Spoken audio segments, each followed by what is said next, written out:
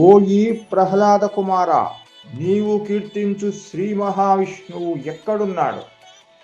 ఈ సమస్త విశ్వమునకు నేనే కర్తను, భర్తను, భోక్తను, శాస్తను, నియంతను.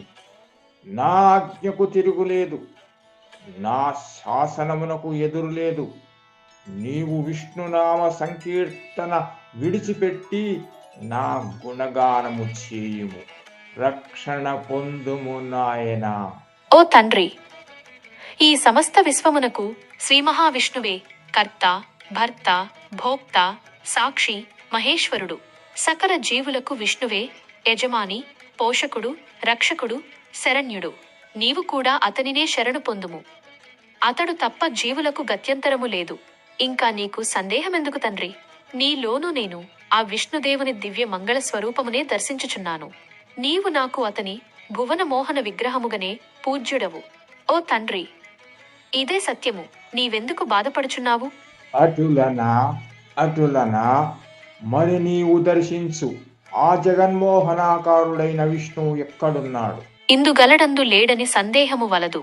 చక్రి సర్వోపగతుండు, ఎందెందు వెదకి చూచిన నందందే గలడు. దానవాగ్రని వింటే, ఓ తండ్రి, చక్రధారి అయిన విష్ణుదేవుడు సర్వవ్యాపకుడు, సర్వాంతర్యామి. అతడు ఇక్కడ కలడని, అక్కడ లేడని నీకు సందేహమెందుకు? నీవు ఎక్కడ చూచినను అక్కడ అతడు నీకు దర్శనమిచ్చును. అయినచో ఈ స్తంభమున నీ శ్రీ మహావిష్ణువు నాకు దర్శనమిచ్చునా? దీనిని ఇప్పుడే పగలగొట్టెదను. ఓ తండ్రి, నీ హృదయములోని అజ్ఞాన స్తంభమును పగులగొట్టుము. నీకు విజ్ఞాన విష్ణువు దర్శనమగును. అటులనా ఇదే నా హృదయములోని అజ్ఞాన స్తంభము, దీనిని పగులగొట్టెదను. నీ విష్ణువును నేను కూడా దర్శించెదను. నీవు నాకు గురువుగా నిలబడి ఉండుము.